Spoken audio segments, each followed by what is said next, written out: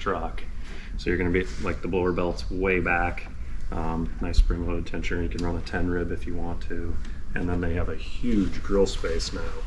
So I want one of these bad. Yeah. And you can get a short bed regular cab in 4-wheel drive. So, and these are now aluminum. So what do these weigh? Like 40? Yeah, nothing for pounds? a truck. So you're talking it's basically a 4-wheel drive. So that's why everybody's buying these now. Yeah. Because it's basically a 4-wheel drive Hellcat at that point. I mean, it weighs what one of those cars weigh. Yeah. Well, my Hellcat was like 4,700 pounds. Was it really that heavy? Yeah.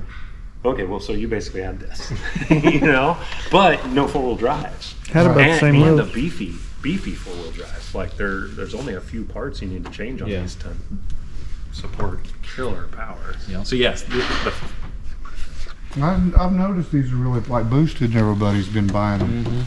Yeah. well, before it was really hard to get a short bed short cab, and then getting a 4-wheel drive was like unheard of. You could only get it in a work truck. Yeah. So you had like The rubber base floor model. mats, and you couldn't get anything. Well, evidently Ford was like, evidently people want these. Yeah. So now you can get like any trim level and option package, and I still don't think you can with Chevy. So, Yeah. and being aluminum and light, they kind of created a sweet little race car. Yeah. That's pretty cool. And as you see, there's, pretty much all these cars are 2020 or newer, but that's not all we stick to. I mean, we have these Tacomas in here that we've always got to try to find something new to do. There's always someone that wants a blower or wants a new product. So, we came out with a Tacoma kit a few years ago. So obviously, like I said, bringing in every model year, every design, and every option. We're bringing in all these older trucks and Tacomas and 4Runners to develop the kits on, which that's what Andrew's doing, which he's one of our tech guys. So like I said, no one has ever shut on the phone. There's always someone here. There's always something to do. There's always development to be doing. The engineer will go through, design the kit, make a manual off 1 year, and then obviously we have to verify that that works on all the model years. That'd be way more fun than hanging out on the phone, right? Oh yeah. We're back in our pits, turn wrenches again. Always a good part. Being techs, we get to, we came from the industry. We're all racers. You get to and go car guys. test drive it when you're done. We get to sometimes. It just depends on what it is. More or less, we leave that for the skilled drivers of the group. I don't want to hire on for that part. Yeah. Yeah. Yeah, I'm down for the driving or the tuning. I can do them too. Yeah. I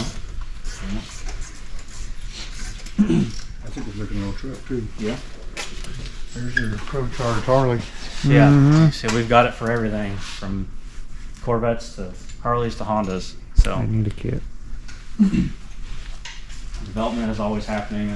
So this is our new M8. We've had this bike. We've done all kinds of development. I got one for a sporty.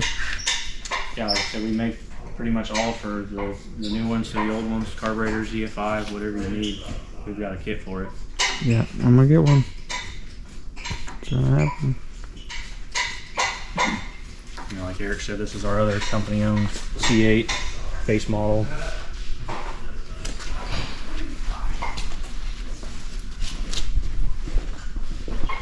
So this one just got back, so I did the install on it. Eric, would this one go at the track? What? What did this car run at the track? The C8? Yeah. Well, hold on. Since these guys are professional drag racers, I just have to preface it with we are not professional drag racers.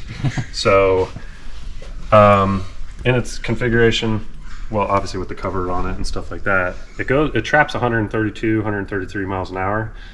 Still working on like getting it out of the hole. So 10.5 is as fast as it's gotten out of the hole, but it'll get quicker than that. So, but I mean, they only go in the real world. They go about 121, 122 in a quarter stock. I know GM claims 124, but we've never seen one do it. We've never been able to do that stock. So truly, it's about a 10 mile an hour bolt-on. Yeah. 100% bolt-on, 100% tunable. This car was brand new, had the window sticker and the floor mats from the It's the dealership. base model, which is very affordable to begin with. It is 100%. Yes. Now, the internet will say that I'm lying, but that's the internet. But the base model actually has some pretty good advantages to it that we found versus the Z51.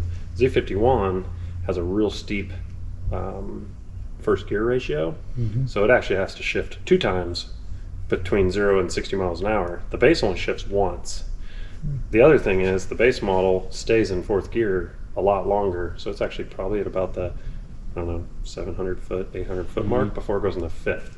5th is overdrive. So stock, they don't go into overdrive, either of the cars, the way that they're geared. So they'll run the quarter, whatever, 122, basically on the rev limiter in 4th. As soon as we add all the power, whether it's us or any other forced induction, the cars are so quick after the 8th, then they sit in overdrive. So the internet is like, why aren't C8s super crazy fast? Well, unfortunately, they weren't geared to have that much power. Not designed for that. And I think that's where some of the really fast ones are experiencing problems, is the transmission and the gear ratios, ain't it? Well, because you're trying to power into 5th. Well, there's a couple things. Before you could get into the ECU, you're basically making those shifts under full load. Now that we have access to that, we actually have made it to where when it's doing the gear change and the handoff, there actually is a power reduction to help the clutch be able to engage before putting the power back in. But yeah, no matter what, like there's obviously some guys out there making 1,000 horsepower. Imagine slamming a car into overdrive with 1,000 horsepower. It's pretty hard on stuff. So. But in mile an hours. No, definitely does. This car is very, very, very fun. But I think now you're going to see more base cars getting converted and doing more drag strip stuff, because in the beginning you couldn't get all of them were Z51s. It was very hard to get a base. Now that they're caught up with orders, you can order a base and get that car. That makes sense. Yep. Plus they're a little bit lighter.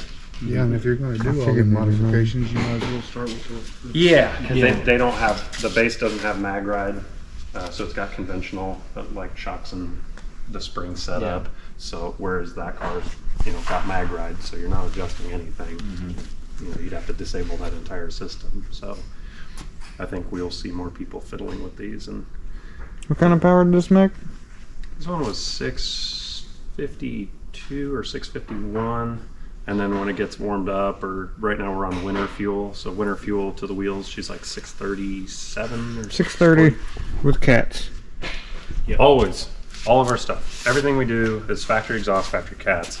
Truthfully, in a boosted application, I have yet to see aftermarket exhaust or cats pick up a single horsepower on these cars.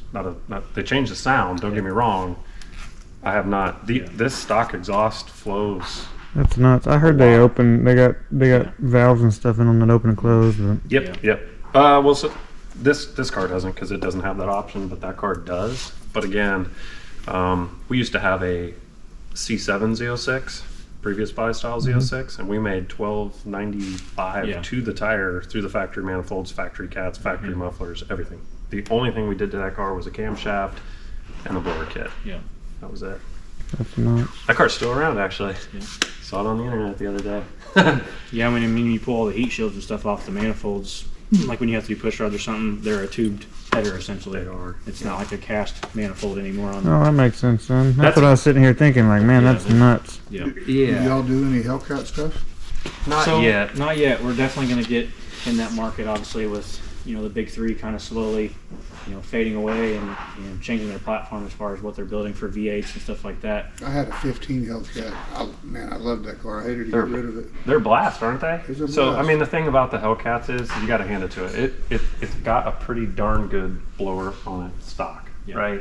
So we usually don't get into a market unless we have like a really big clear advantage, or it makes total sense, right? Well, for a while there, Hellcats, you had stock, and then like making an 800 wheel or like a 900 horsepower package was very common. Well, the blower still did a very good job at that. Whereas like on the GM side, the blowers were tapped out almost from the get-go, so turning them up wasn't really a great idea. So we had a huge advantage to that. Now a Hellcat is common to these guys are now wanting to make 1,200, 1,400, 1,500. Cars aren't a Stock blowers not- rarity like they were when they first came Yeah, out. so the stock blower's not really going to do that very well. Yeah. So again, now we're looking at, okay, we've had enough people saying, hey, I want to do an F194 or an F1X. Now it makes sense for us to get into that market. Mine had a pulley change and was tuned on 93 and would run 1070s at the track and drive it anywhere. Right. Yeah. Yep. Hit the return road and turn on the AC on your butt. Yeah. Yeah. Yep. Absolutely. So I think that market's always going to be that way. We don't really have a reason to be in that. But a guy that says, hey man, I got a Hellcat, I got drag pack on it now, it's gutted, I want to go 880s, 860s and all that, that's our guy. I'm seeing a lot of them now. They're putting turbos and twin turbos on, but I haven't seen them with ProCharger. Just haven't done it yet. Yeah. There actually are some out there. People don't realize that's what they are. Because I don't know if that's technically a Hellcat, but it was like a 6.4 car Yeah. that now, has an F1X on it. So no real difference. But yep, so it's something. Yep. And we don't just stick to the Chevy or Ford. Obviously, we've always got the newest thing.